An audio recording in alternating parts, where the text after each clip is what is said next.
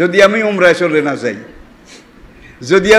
চলে না যাই তাইলে ইনশাল্লাহ তারিখ ঠিক থাকবে।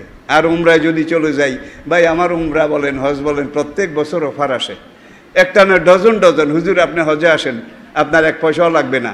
ভাই আমি যে ঘরে থাকি কেউ দেখছেন কিনা জানি না, ভাই নামাজ পড়তে গেলে গুণ ঝাড়তে লাগে আধা ঘন্টা, গুণের গুঁড়ি। বর্ষাকালে কোনোখান দিয়ে পুটিং লাগাই, কোনোখান দিয়ে কত রকমের জোড়া তালি, কিন্তু আমাকে 3 তালা বিল্ডিং করে দেওয়ার জন্য বহু লোক এই পর্যন্ত প্রস্তাব দিয়েছে, দেশ থেকে বিদেশ থেকে, আমি রাজি হই নাই। সর্বশেষ আল্লাহর এক বান্দা, তার বাড়ি ঝিনাইদহ, সে গত 2 বছর পর্যন্ত বাবা ডাকে, বাবা আপনার ঘরটা আমি করে দেই। আমি বললাম না, ঘরটা আমি করে দেই না। শেষ বলে না হুজুর আপনি আমার আব্বা, এখন যদি ঘর করতে চান এই ঘরটা আমার এখন কষ্ট হয়, বিল্ডিং করা যাবে না, তাহলে একটা টিনের ঘর দেওয়ালটা যদি করি। আমি বললাম এটা আপনার ইচ্ছা মর্জির উপরে। একটা লোককে এখনো অনুমতি দেইনি, মানে সে বারবার অনুমতি চায়। যেই ঘরটায় থাকি এটা আমি নিজে করি নাই, বোধহয় মুরব্বীরা অনেকে জানে, যেটা থাকি এটাও আমি নিজে করি নাই। ঢাকার এক আল্লাহর বান্দা তিনি করে দিয়েছিলেন 1978-এ। তো আমার ঘরের বয়স কত হয়েছে? 42 বছর বোধ হয়, 42 বছর। এখন এক করে সেটা জড়সড়। তা আমি এই জন্য এগুলো চাই না। ইচ্ছা করলে বোধহয় একতলা একটা বিল্ডিংও করতে পারতাম না, নাকি? যা পাইছি সব দরকারে, যা খাইছি আপনাদের সব। তাহলে প্রত্যেক মুমিনের জীবন যদি এরকম হয় তাহলে কিন্তু এই দুনিয়াটা বেহেশত হয়ে যাবে, জান্নাত হয়ে যাবে, কোনো সন্দেহ নাই। কিন্তু আমরা সবাই নিজে খাই, নিজে বাসি, আর আরেকজনের পাতে ঠাডা পড়ুক, এই হলো আমাদের অবস্থা। কিন্তু সাহাবায়ে কেরাম কি এটা করেছিলেন? যার 2খান ঘর ছিল, একখান নিজে রেখেছেন মদিনার আনসার, আরেকটা মুহাজির ভাইকে দিয়েছেন। যার 2 ঘর ছিল না, একটা ঘর ছিল, মাঝখান দিয়ে একটা বেড়া তৈরি করে এই অর্ধেকে নিজে থাকতেন, অর্ধেক যার 2টা বউ ছিল, একটা বউকে তালাক দিয়ে ইদ্যত পার হওয়ার পরে ওই মুহাজির ভাইয়ের সাথে বিয়ে দিছে, ঠিক কিনা বলেন? যার 2টা খেজুরের বাগান ছিল, 2টা খেজুর গাছ ছিল, একটা নিজে রাখছে, আরেকটা মুসলমান দিনী ভাইকে দিয়েছে, ঠিক না বে ঠিক? ঠিক না বে ঠিক? জোরে বলেন। আমাদের মধ্যে কি অনুভূতি আসে? কুনতুম খায়রা উম্মাতিন উখরিজাত লিন-নাস, মানবতার কল্যাণে আল্লাহ আমাদেরকে সৃষ্টি করেছেন। আমরা এখন মানবতার কল্যাণে কেউ নাই, দাইয়াল আল্লাহর দাওয়াতের এই ময়দানে কেউ নাই। আমরা সবাই নিজে চাষা, আগে প্রাণ বাঁচা, আগে নিজে খা, ঠিক কিনা বলেন? অকাল রাসূলুল্লাহ সাল্লাল্লাহু আলাইহি ওয়াসাল্লাম মরার পরে কবর দেয় না, দাফন করে না? করে? আপনারা করেন? আল মাইয়িতু ফিল কুবুরে কাল গারিকে ফিল মায়ে আলহাকুমুত তাকাসুরু হাত্তা যুরতুমুল। আরে সম্পদ সম্পদ সম্পদ, টাকা পয়সা, গাড়ি বাড়ি, এটা করতে করতে তোমরা সব জাহান্নামের পথে চলে গেছো। হাত্তা যুরতুমুল মাকাবির, কবরে দাফন হওয়ার আগ পর্যন্ত শুধু মালপানি টাকা পয়সা, মালপানি টাকা পয়সা। নবীরা মালপানি টাকা পয়সা চাইছিলেন, ঠিক না? সাহাবায়ে কেরাম এটা চাইছিলেন? যুগে যুগে দিন কায়েমের কোনো দাইয়াল আল্লাহ এটা চাইছিলেন? দুনিয়া চেয়েছে ফেরাউন, দুনিয়া চেয়েছে নমরুদ, দুনিয়া চেয়েছে সাদ্দাত, দুনিয়া চেয়েছে আবু জাহেল।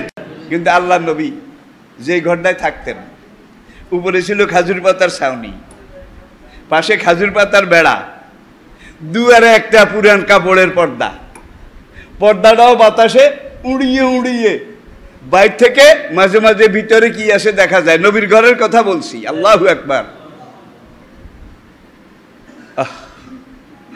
যেই নবীকে আল্লাহ বলছেন, হে নবী আজকে যদি আপনি বলেন আপনি চান এই উহুদ পাহাড় আপনাকে আমি সোনা বানিয়ে দেব, এই উহুদ পাহাড় আপনাকে আমি সোনা বানিয়ে দেব। সাহাবায়ে কেরামকে যখন নবী এটা বললেন, সাহাবায়ে কেরাম সবাই বললেন ইয়া রাসূলুল্লাহ আমরা এর কিছু চাই না। ভাই আমি তো একজন গুনাহগার পাপী। সেই রায়পুর বড় মসজিদ, আজ থেকে 56 বছর আগে, সেখান থেকে আমার কামেল পরীক্ষা দিয়েছি, এখনো রেজাল্ট হয়নি। আমার প্রথম তাফসির রায়পুর বড় মসজিদে, মুরব্বীরা জানে। রায়পুরে একটা ইতিহাস সৃষ্টি হয়েছিল, ইতিহাস। আর আজ থেকে 56 বছর আগের কথা বলছি। এই 56 বছরে আমি বোধহয় ঘর একটা করার মতো টাকা রোজগার করতে পারি নাই, নাকি কি? কোনোদিন বলি না। রামগঞ্জ মহিলা মাদ্রাসা 26 বছর পরে, গত বছর এমপি হয়েছে 26 বছর পরে। এই 26 বছর আমি চালাইছি আলহামদুলিল্লাহ। নগদ 11 লাখ টাকা আমি নিজে রোজগার করে গনে গনে দিছি। এমপি হয়েছে, এখন আর দেওয়া লাগে না। তামটাই 3খানা, বদরপুর দারুল কোরআন মাদ্রাসা। আল্লাহ শুকর, আমি যেটা হাত দিছি সেটা সোনা হয়ে গেছে। নাগেরহাট মসজিদ, পোদ্দারহাট মসজিদ, বদরপুর কেন্দ্রীয় জামে মসজিদ, এখন আনন্দীপুর মসজিদ। জীবনের বেলাভূমিতে আমার একবারে শেষ জীবন সূর্য অস্তমিতে যাওয়ার সময় করুণা আল্লাহ কমাই দিয়েছে। সবাই পড়ি আলহামদুলিল্লাহ। করুণার কারণে এতদিন পারি নাই, করুণা আল্লাহ কমাই দিয়েছে। এখন মসজিদটাকে আপনারা সবাই মিলে গলায় গলায় মিলিয়ে একটু ভালো করে শক্ত করে ধরেন। আমি কি বুঝাতে পেরেছি? সবাই মিলে একটু ধরেন তাড়াতাড়ি। এই মসজিদটাকে আমরা ইনশাআল্লাহ করব। এখন আসেন কবর আযাব। আল্লাহ, আল্লাহ রাসূল, মৃত্যু, পরকাল, আখিরাত। আমানতু বিল্লাহি ওয়া মালাইকাতিহি ওয়া কুতুবিহি ওয়া রুসুলিহি ওয়াল ইয়াউমিল আল কাদরে খাইরিহি ওয়া শাররিহি মিনাল্লাহি তাআলা আল বাসে। মৌতের পরে আবার জীবিত হইতে হবে, শেষ কথা। আল বাসে, জীবিত হতে হবে। বাদাল মৌত, মরণের পরে। এখন এই যে মরে গেছেন, নবীজি ইরশাদ করেন, আল মাইয়িতু ফিল কুবুরে কাল গারিকে ফিল মায়ে। কবরে মুর্দার অবস্থা এমন, বঙ্গোপসাগরে জাহাজ ডুবি হলে একটা লোক সাগরের অমক প্রতাপ উন্মত্ত ভীষণ তরঙ্গাভিজাতে যখন একটু মাথা তোলার চেষ্টা করে, ঢেউ এসে থাবা মেরে আবার ডুবিয়ে দেয়, আবার একটু বাঁচার চেষ্টা করে, আবার ডুবায়, আবার একটু বাঁচার চেষ্টা করে, আবার ডুবায়। হয় নাকি হয় না?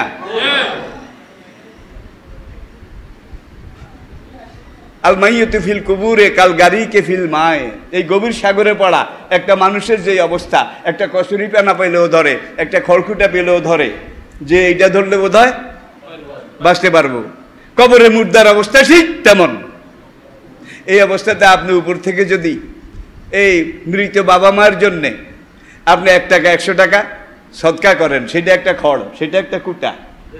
আপনি ওই মায়ের জন্যে, বাবার জন্যে 1 টাকা 1000 টাকা দান করলেন, এটা একটা কচুরি পানা। এটা ধরেও সে ভাষার চেষ্টা করতে পারে, ঠিক কিনা বলেন? এখন বাবার কবরে গুইলের খাদ, বাবার কবরে সে পীর বাবার কবরে সিন্নি দেয়, পীর বাবার কবরে চাদর পড়ায়, পীর বাবার কবরে পশু কোরবানির জন্য পাঠায়, ঠিক না বে ঠিক? কিন্তু বাবার কবরে গুইলহান দেয় নাই? নাই, আছে। তাহলে আসুন কবর আযাব।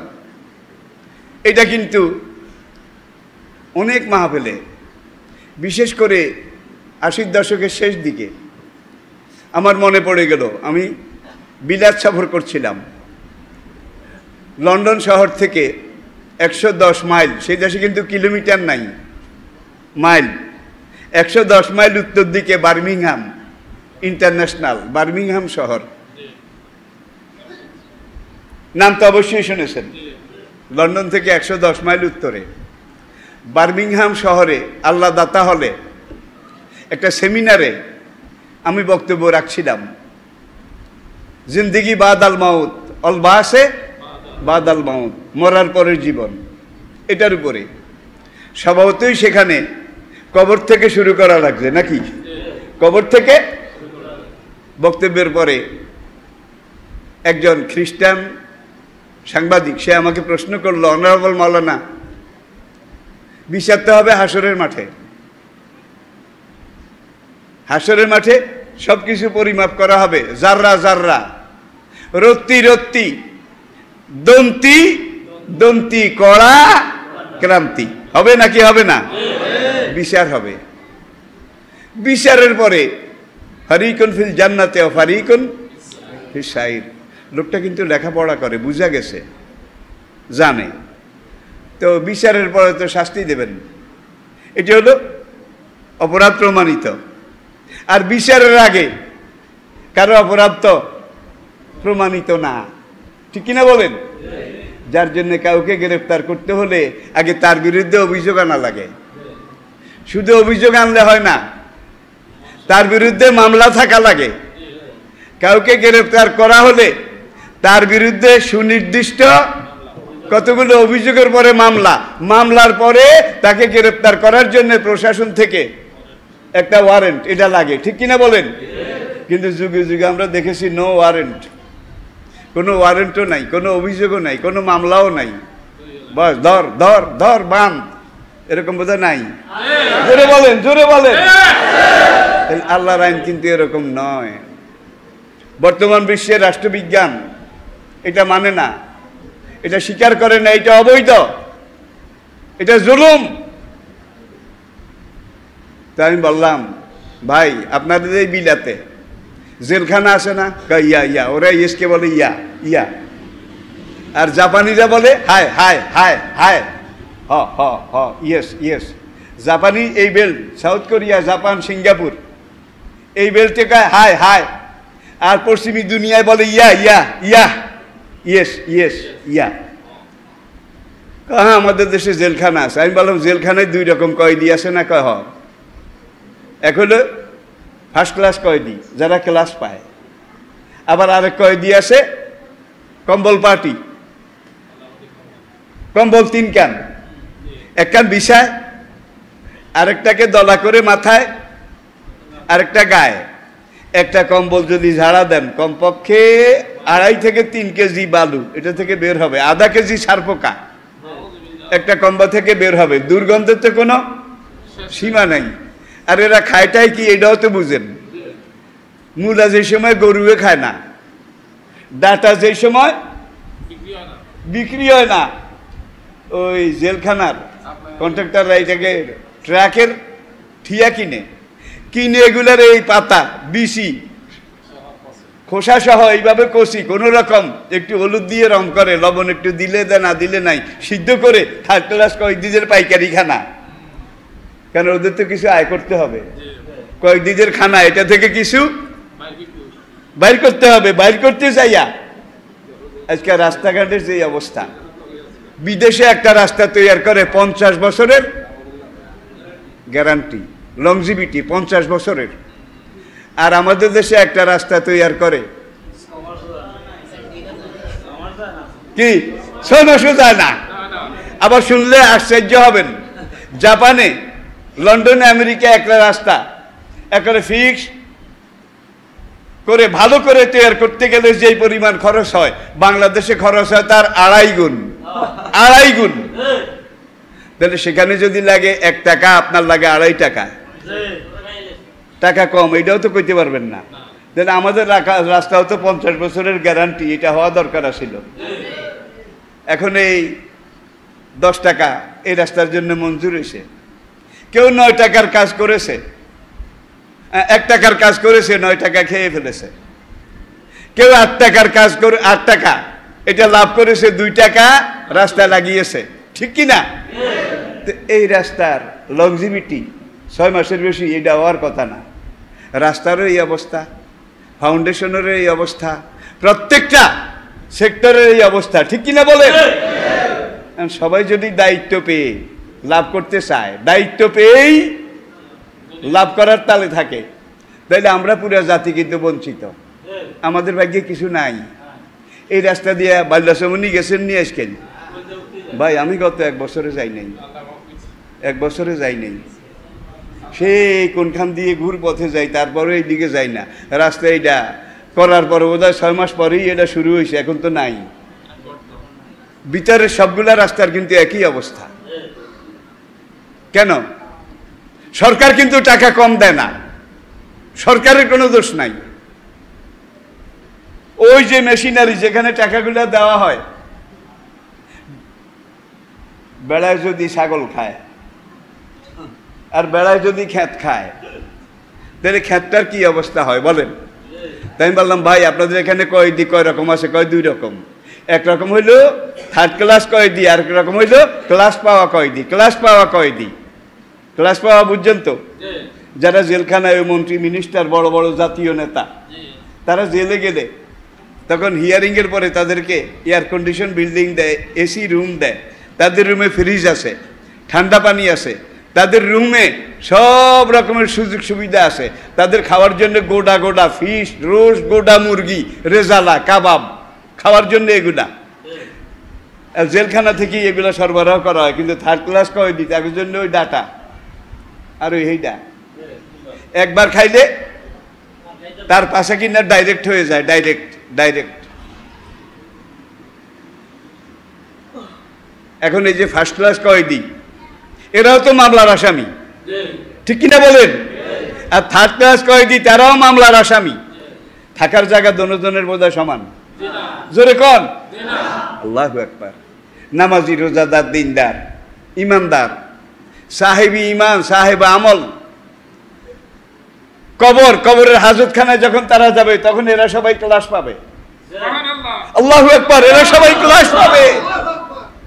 তিনটা প্রশ্ন জবাব হবে। প্রথম তিনটা প্রশ্ন, এই তিন প্রশ্নের জবাব যখন দিয়ে শেষ করবে সঙ্গে সঙ্গে আল্লাহ রাব্বুল আলামিন বলবেন যে হে আমার বান্দা, তুমি এই পরীক্ষা পাশ করেছ। হে আমার ফেরেশতারা, মুনকির নাকির তার কবরের সাথে বেহেশতের একটা দরজা খুলে দাও। তার কবরের আরেক পাশে বেহেশতের সাথে এমন একটা করিডোর খুলে দাও, হাসরের মাঠে উঠার আগ পর্যন্ত বেহেশতের কোরমা, পোলাও, বিরিয়ানি, গোটা গোটা মোরগ, মুসাল্লাম তার কবরে আসতে থাকবে। বেহেশতি হাওয়া বাতাস, বেহেশতের আবহাওয়া, প্রাকৃতিক পরিবেশ কিয়ামতে হাসরের মাঠে উঠার আগ পর্যন্ত তার কবরে আসতে থাকবে। তাহলে নামাজি, রোজাদার আপনারা যদি মরে যান আপনার কবরটা হবে ফার্স্ট ক্লাস কয়েদিদের হাজতখানা। আর ওই থার্ড ক্লাস কয়েদি ভাই, চাঁদপুর গেছিলাম ছাত্র জীবনে, রায়পুর থেকে পায়ে হেঁটে, আরে হাজীগঞ্জ পায়ে হেঁটে যাইতাম। আজকালকার পোলাপান্ডে এগুলা কইলে 3 বার মুসা যাইব। বুড়িয়ায় কয় কি হাজীগঞ্জ বলে আন্ডি গেছে, চাঁদপুর আন্ডি গেছি, রায়পুর। আমি যে লেখাপড়া করেছি একাধারে 10 বছর এই আন্ডি। আমার বাড়ি থেকে 10 মাইল, 15 কিলোমিটার। আর আজকাল তারা খাই এমন খানা খাইছে, সব হাইব্রিড খাইতে আজকালকার পোলাপান সবগুলো কিন্তু ফার্মের মোরগ। হাঁটতেও পারে না, চলতেও পারে না, বয়স এখনো 20 পার হয় না, ডায়াবেটিক শুরু হয়ে গেছে, এইটা ওইটা শুরু হয়ে গেছে। বেশি মস্তানি করিও না, তোমাদের জন্য পুরো দুনিয়াটা এখন আর শান্তি দুনিয়া নাই, পরিবেশটা শান্তির পরিবেশ নাই। বিশ্বাস করো আমার যুবক ভাইয়েরা, পুরো দুনিয়াটা বিষাক্ত হয়ে গেছে, ওজোন স্তর এটা শেষ হয়ে গেছে, গ্রিন হাউস এফেক্ট এটা নষ্ট হয়ে গেছে। আল্লাহ পাক যেইভাবে বানিয়েছিলেন আমাদের শান্তির জন্যে, আমরা বেশি খাওয়ার জন্যে, বেশি পাওয়ার জন্যে আল্লাহর এই সেফ সিকিউরিটি যেই সামিয়ানাগুলো ছিল এগুলাকে আমরা নষ্ট করে ফেলেছি। ওজোন স্তর বলেন, জলবায়ু বলেন, আল্লাহ তো বানিয়েছিলেন ভালো করে, কিন্তু আমরা এটাকে নষ্ট করে ফেলেছি। আর থার্ড ক্লাস কয়েদির খানার কথা তো কইলাম, ওই যে রায়পুর ঢাকা যাব, রায়পুর থেকে হেঁটে চাঁদপুর, লন্ডন ঘাট, এখানে একটা হোটেল আছিল, এখানে একটা লম্বা টিনের ঘর, চৌকি। ভাই এখন ওই শীতইয়া শুইছি, শীতইয়া শুইলে 1 টাকা, আর কাইতে আসিলে 8 আনা এক রাইতের। আমি বুঝাতে পেরেছি ভাই, আমার জীবনের অভিজ্ঞতা। এখন ওই হোটেলে কাউন্টারে জিজ্ঞাসা করে আপনি কি কাত্তি হইতেন না শীতি হইতেন? ভাই আমি শীত হয়ে সব প্রয়োজনে কাত হবো, আমার দরকার মতো 1 টাকা দেন। আর ওইদিকে যারা শুইছে এরা সব 8 আনার পার্টি। ভাই রাত ঘুমের করে 8 আনার পার্টি, কিছু লোক শীত হইয়া গেছে, এখন জায়গা আর হয় না। এখন এই হোটেলের বেয়াররা একাই মেয়া আপনি শীতেছেন কে কাত্তি হতেন? কেন একটু শীতেছি, কয় তাইলে আরো 8 আনা দেন। ভাই আমার জীবনে আমি যা দেখেছি, আমি অভিজ্ঞতা থেকে কথাগুলো বলছি। তো এখন হাসরের মাঠে উঠতে হবে, এখন ওই ভদ্রলোক আমাকে প্রশ্ন করলো, হাসরের মাঠের পরে তো বিচার হবে, বিচারের পরে বোঝা যাবে কে বেহেশতে যায় আর কে দোজখে যায়। কিন্তু বিচারের আগে কবরে হাজার গদা দিয়ে পিটাবে, বিষাক্ত শাক কামড়াবে, এই করবে, পিটাইতে পিটাইতে মাটিতে মিশে যাবে, আবার তৈয়ার হবে, আবার পিটাবে। হাদিসে আছে কি না? আছে তো। তাহলে বিচারের আগে এইভাবে পিটাপিটি, এরা খাওয়ার সময় পয়সা মাইরা ডাটা মূলা, তাও সবজি টবজি মশলা ছাড়া খাইলে ডাইরেক্ট হয়ে যায় ডায়রিয়া, ডাইরেক্ট। এই শাস্তি কেন? এটা কি ন্যায় বিচার হলো? আপনাদের জেলে 2 রকমের কয়েদি আছে, কাদের কি অবস্থা? যারা ক্লাস পায় তারা তো একেবারে air condition, English dinner, feast, roast এগুলা খায়। আর থার্ড ক্লাস এটা কইেন না, এটা কইেন না। বিচার তো এখনো হয় নাই। ট্রিটমেন্ট 2 রকম, ট্রিটমেন্ট 2 রকম। যারা এয়ার কন্ডিশন বিল্ডিংয়ে থাকে, গোটা মুরগি খায়, তাদেরও বিচার হয় নাই। আর যারা ফাইলে শোয় কাত্তি হতে, শীতে শুইতে পারে না, তাদেরও বিচার হয় নাই। ঠিক কিনা বলেন? এরপরে ফার্স্ট ক্লাস কয়েদি, তাকে যখন আদালতে নেয় তখন একটা এয়ার কন্ডিশন কার আসে, এসি কার। আসার পরে পুলিশ গিয়ে তার তালাটা খুলে দেয়, স্যার আসেন, আপনার আজকে শুনানি আছে। এরপরে স্যারকে সেলিউট দিতে দিতে জেলখানার দুয়ার খুলে কারের সামনে নেয়, নিয়ে পুলিশের দরজাটা খুলে স্যার গাড়িতে উঠে বসেন। দেখেন স্যার, স্যার গাড়িতে উঠেন। তাহলে খায়ও রাজকীয়, গাড়িতে যায় তাও রাজকীয়। আর থার্ড ক্লাস কয়েদি খায়ও একটু আগে বলেছি। এরপরে তাদেরকে যখন শুনানির দিন জেলখানায় আদালতে নেওয়া হয়, আপনারা দেখছেন কিনা জানি না, কোমরে কোমরে কাশি বাঁধে, হাতে তো হ্যান্ডকাপ আছে, এক কয়েদির লেগে আরেক কয়েদি এইভাবে বাঁধে, বেঁধে তারপরে হেঁটে, এরপরে ট্রুপ বাস বড় বড় কোনোখানে হাঁটাইয়াই নেয়। এখন ওই তাদেরকে ট্রুপ বাসে উঠায়, ওই সইয়া আছে কিন্তু মাঝখানে আর কিছু নাই, কেবল সিট না, স্ট্যান্ডিং, খাড়াই। এরপরে মনে করেন 60 জন কয়েদি, গাড়িতে ক্যাপাসিটি হলো 30 জনের, 60 জনের উঠায়। শেষে এক কয়েদি উঠতে দেরি হয়েছে, এখন পুলিশে পাশে একটা লাথি মারে আর কয় শালার পুত। সারদা পুলিশ ট্রেনিং স্টেশনে সেখানে একটা কোর্স আছে, সাইজ করার জন্য কিভাবে গালি দিতে হবে। এই খানকির পুত উঠোস না কা, এই কথা বলে বুট জুতা দিয়ে পাশার মধ্যে মারে লাথি, বন্দুকের গুজা দিয়ে শালার পুত উঠোস না কা। তাহলে এও কয়েদি, আর এসি গাড়িতে যারা নিছে এও কয়েদি, 2 জনের লাগে 2 রকম আচরণ। ঠিক কিনা বলেন? তাহলে আল্লাহ জানে জান্নাত কে পাবে, তাকে কবরে ফার্স্ট ক্লাস দিয়ে দিছে অ্যাডভান্স।